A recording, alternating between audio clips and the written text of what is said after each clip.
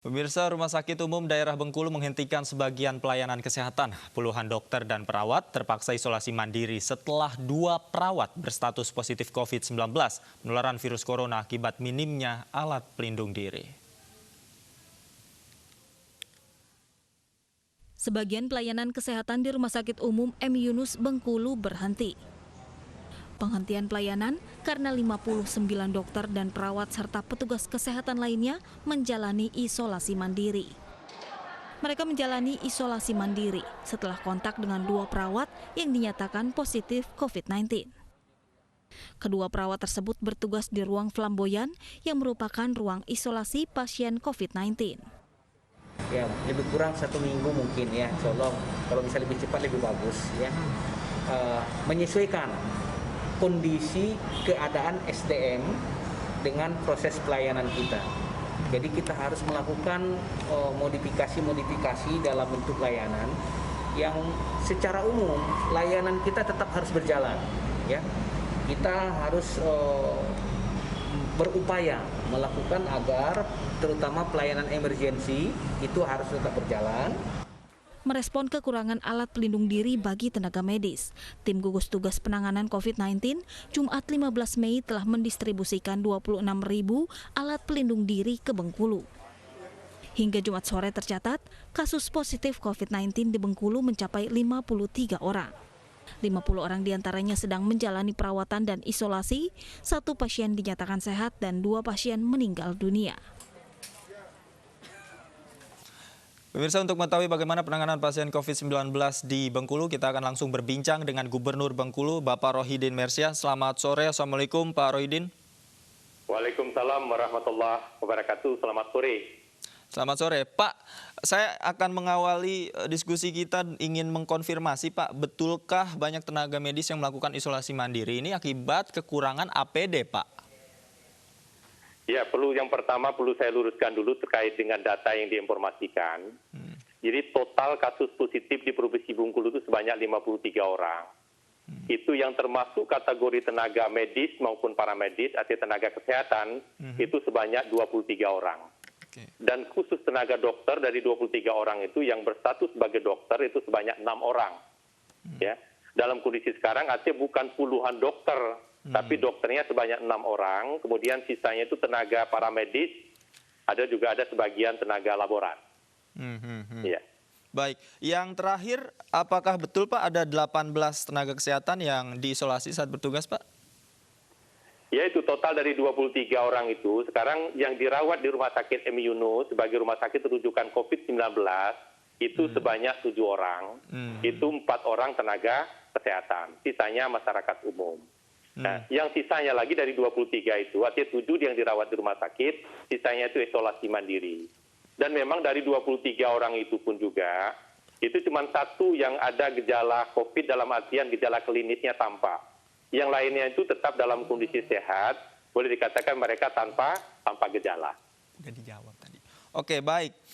Pak Rohidin, kemudian untuk kasus yang terakhir ini, Pak, yang ada 18 tenaga kesehatan yang diisolasi akibat ketidakjujuran dari pasien terkait riwayat perjalanannya. Sebenarnya ceritanya seperti apa ini, Pak? Jadi begini ya, pertama juga yang perlu saya luruskan yang kedua, di Rumah Sakit M. Yunus sampai hari ini APD-nya juga tersedia cukup. Kita masih memiliki jumlah APD itu lebih dari 10.000 dengan angka kejadian tadi yang positif pada jumlah sekitar 53 orang.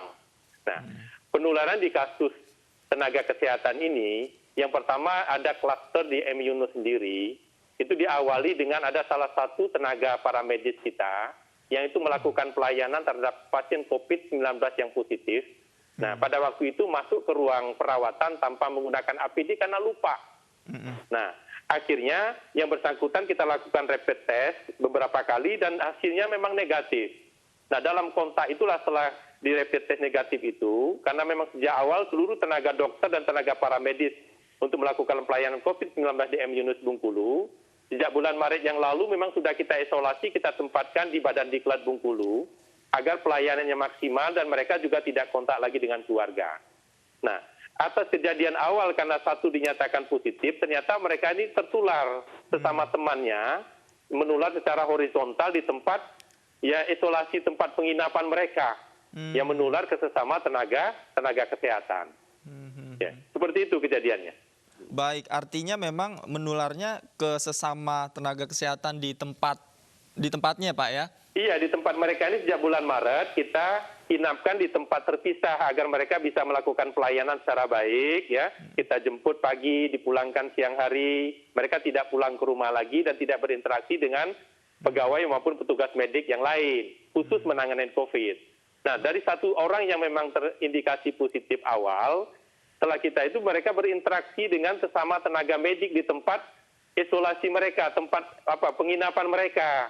Akhirnya tertularlah sesama teman tenaga medis itu, penularan secara horizontal di kelompok tenaga medis itu. Baik, kalau untuk APD sendiri Pak, yang terakhir didistribusikan oleh gugus tugas sebanyak 26.000 itu sudah diterima Pak, sudah didistribusikan Pak? Ya, informasi sudah kita dapatkan kemarin sore. Ya, artinya kemarin sore. Tapi sudah diterima Pak ya? Sudah. Dan sudah didistribusikan Pak? Ya, langsung kita terima karena gugus tugas COVID-19 juga berdekatan dengan Rumah Sakit M. Yunus. Artinya ketika logistik itu datang bisa langsung dimanfaatkan untuk tenaga medik kita. Termasuk kita distribusikan ke beberapa rumah sakit penyangga dan juga rumah sakit rujukan COVID di kabupaten. Selama ini Pak untuk memenuhi APD tenaga medis seperti apa Pak? Sehingga tadi dikatakan bahwa ada beberapa tenaga medis yang tertular akibat kekurangan APD Pak. Ya, makanya dari awal sudah saya luruskan informasi itu. Kita sejak awal justru kita dari awal Bengkulu itu kan terakhir ketiga secara nasional ditemukan kasus positif. Dan lonjakannya itu memang baru 1 minggu terakhir. Awalnya kita jumlah kasus positif sedikit sekali sebelum ditemukan atau terinfeksinya teman-teman kelompok tenaga medik maupun paramedik ini. Nah, sejak awal jumlah APD kita ya boleh dikatakan lebih dari cukup. Pada waktu itu kasus positif cuma 12. Stok APD kita lebih dari 10.000. Artinya cukup melebihi dari jumlah yang dibutuhkan. Bahkan 2 minggu yang lalu saya masih sempat mendistribusikan APD itu ke kabupaten kota dan kita berikan kepada seluruh bidan desa yang ada di Provinsi Bengkulu. Ya tentu pertimbangan saya pada waktu itu mendistribusikan APD ke seluruh bidan desa itu dikarenakan stok APD yang diperlukan untuk pelayanan di Rumah Sakit M. Yunus maupun di rumah sakit penyangga lainnya itu tentu lebih dari cukup. Kalau untuk puskesmas ketersediaannya sendiri seperti apa Pak? Karena memang puskesmas ini banyak menangani pasien-pasien secara umum Pak. Sama, sejak awal memang kita selalu mendistribusikan ketika kita pengadaan APBD Pemprov Bengkulu sendiri maupun juga ada pengadaan melalui APBD kabupaten kota. Di samping kita juga mendapatkan bantuan distribusi dari gugus tugas COVID nasional. Selalu saja ketika logistik itu datang, itu kita distribusikan di 9 kabupaten 1 kota, bahkan beberapa puskesmas perawatan yang ada di kabupaten kota juga langsung kita sampaikan, kita distribusikan langsung. Saya juga sempat datang langsung ke beberapa puskesmas, langsung menyerahkan APD, termasuk untuk posko-posko perbatasan juga kita serahkan langsung. Baik, Pak, terakhir terhadap tenaga kesehatan yang terakhir 18 itu sudah diisolasi, kondisinya saat ini seperti apa Pak? Yaitu yang memang sakit dalam kondisi ada gejala klinik itu 1 orang. Kemudian sisanya yang lain itu mereka dalam kondisi sehat sebenarnya. Boleh dikatakan tidak ada gejala sakit apapun. Tetapi karena dinyatakan dalam kondisi status positif COVID, jadi mereka diisolasi, ditempatkan khusus di Bapelkes Bengkulu. Sekali lagi mereka dalam kondisi alhamdulillah baik, dalam kondisi sehat, tapi memang dinyatakan hasil swab laboratoriumnya mereka dinyatakan positif. Baik, terima